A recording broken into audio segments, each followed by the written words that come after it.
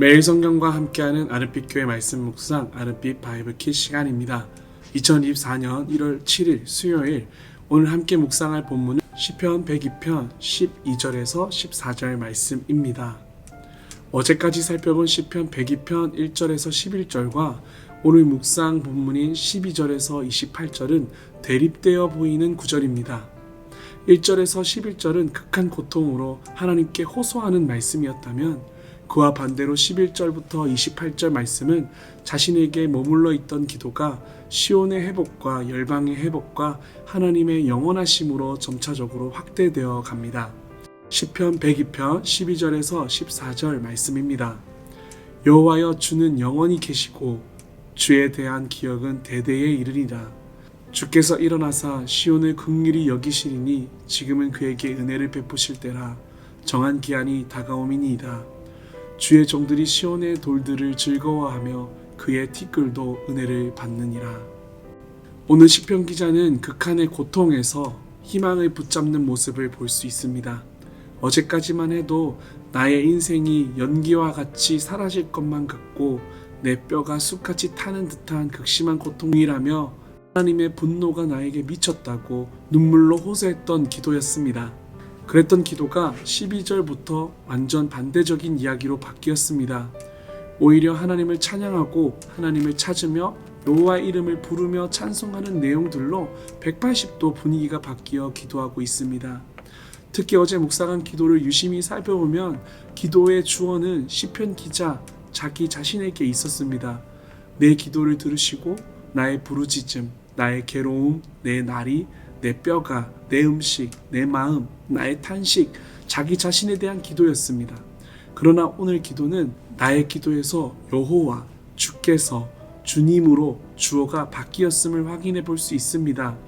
재미있게도 제가 직접 숫자를 세어보니 1절에서 11절에 나는, 나의, 내가 이러한 표현들이 앞에서 20번 정도 사용되었습니다. 그런데 12절부터 28절에서도 여호와, 주께서, 주님 이러한 표현들도 역시 20번 정도 사용되었습니다. 더욱 앞절과 뒷절이 의도적으로 대조되어 있다는 것을 우리는 확인해 볼 수 있습니다. 자기 자신과 자신의 형편과 상황에만 머물러 있던 자기밖에 볼 수 없었던 이 20번의 고백이 이제는 하나님께로 바뀐 20번의 고백으로 나타나고 있다는 것을 볼 수 있는 것이죠. 무엇을 의미하는 것일까요? 그 이유가 12절에 나와 있습니다. 여호와여, 주는 영원히 계시고 주에 대한 기억은 대대에 이르리이다. 나에게만 머물러 있던 시선을 여호와 주님으로 이동되었습니다. 그리고 그 이유가 주에 대한 기억 때문이라고 고백합니다.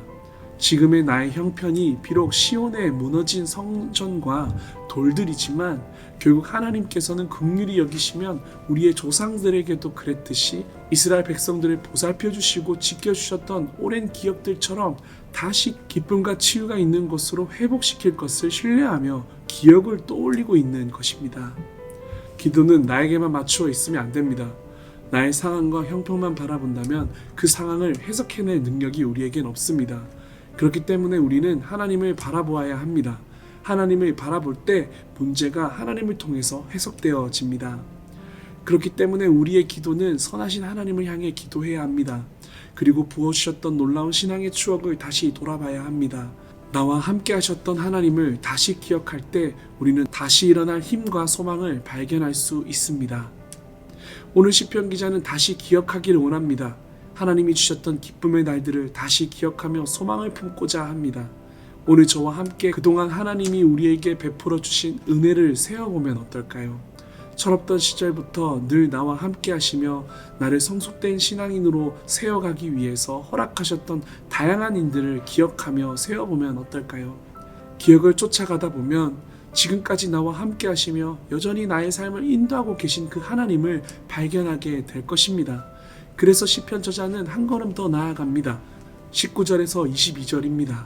여호와께서 그의 높은 성소에서 굽어보시며 하늘에서 땅을 살펴보셨으니 이는 갇힌 자의 탄식을 들으시며 죽이기로 정한 자를 해방하사 여호와의 이름을 시온에서 그 영예를 예루살렘에서 선포하게 하려 하심이라.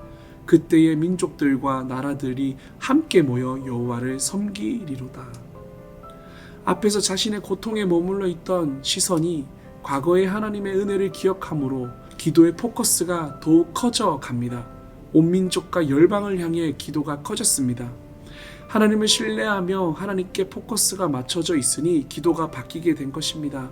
하나님의 크심과 그의 아름다우심을 발견한 이상 가만히 있을 수 없는 것이죠. 나라와 이웃들을 위해서 기도할 수 있는 넉넉한 마음이 생겨난 것입니다. 나의 문제만 바라보고 있을 때는 절대로 할 수 없는 기도인데 크신 하나님을 보게 되면 이웃과 열방의 기도로 바뀔 수 있는 것입니다. 20대 청년 때 미국에 단기 선교를 다녀온 적이 있습니다. 20대 초반이라 진로에 대한 걱정도 많았고 사람에 대한 상처와 실망감으로 마음에 근심이 가득할 때 등 떠밀려 단기 선교에 합류하게 되었습니다. 그런데 미국 단기 선교를 통해 놀라운 변화를 겪게 되었습니다. 바로 미국 땅에 계신 하나님을 느낄 때였습니다. 특히 넓고 광활하게 펼쳐진 그랜드 캐니언을 보면서 하나님의 위대하심을 느낄 수 있었습니다. 내가 바라보고 살아가는 시선은 보잘것없는 작은 것임을 깨닫게 되고 하나님의 존재가 너무 크신 분임을 깨닫게 되었습니다. 그러다 보니 나의 존재가 작으니 내가 지금 겪고 있는 문제도 하나님 앞에서는 너무 작은 일임을 알게 하셨어요. 그리고 제 기도가 바뀌었습니다.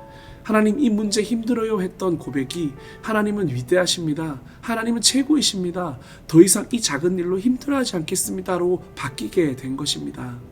그렇습니다. 우리가 겪고 있는 고난이 지금은 너무 커 보이고 넘을 수 없는 장벽 같아 보이지만 하나님의 시선과 나의 기도가 맞닿게 되면 그 일들은 너무 작은 부끄러운 고백처럼 느껴질 것입니다. 하나님의 위대함 앞에서 우리는 찬양할 수밖에 없을 것입니다. 사랑하는 청년 성도 여러분, 하나님의 시선과 나의 기도가 맞닿게 되는 은혜가 있기를 소망합니다. 하나님을 기억하십시오. 오래전부터 지금까지 나를 가장 선하신 방법으로 인도하셨던 분임을 기억하십시오. 그리고 지금도 내 삶에서 역사하고 계시며 나와 동행하고 계심을 기억하십시오. 더불어 실수 없으신 하나님을 바라볼 때 우리는 영원히 하나님을 찬양할 수 있게 될 것입니다. 그 은혜를 마음껏 누리는 저와 여러분이 되기를 기도합니다. 함께 말씀을 기억하며 기도하겠습니다. 그러므로 내가 너희에게 이르노니 목숨을 위하여 무엇을 먹을까, 무엇을 마실까, 몸을 위하여 무엇을 입을까 염려하지 말라. 목숨이 음식보다 중하지 아니하며 몸의 의목보다 중하지 아니하냐. 공중의 새를 보라. 심지도 않고 거두지도 않고 창고에 모아들이지도 아니하되 너희 하늘 아버지께서 기르시나니 너희는 이것들보다 귀하지 아니하냐. 아버지 하나님, 나밖에 모르던 웅덩이에서 나오게 하옵소서. 자기 연민의 올무에서 벗겨지게 하옵소서. 한결같은 주님의 사랑과 그 뜻 위에서 걸어가게 하옵소서. 나의 문제와 기도 제목들이 하나님 안에서 해석되게 하시고 주님의 시선으로 모든 상황을 바라볼 수 있는 넉넉한 마음까지도 우리에게 허락하여 주옵소서. 온 땅의 주인이신 하나님을 찬양합니다. 하늘에 나는 새도 짐승들도 하나님께서 먹이시고 기르심을 봅니다. 나의 문제들이 지금은 너무 커 보이고 막막해 보일 것이라도 공중의 새들보다 우리를 기이 여기시는 하나님을 신뢰하오니 주께서 우리를 지키시고 주께서 역사하시는 우리의 삶이 되게 하옵소서. 모든 것을 주님께 맡겨 올려드립니다. 예수님의 이름으로 기도합니다. 아멘.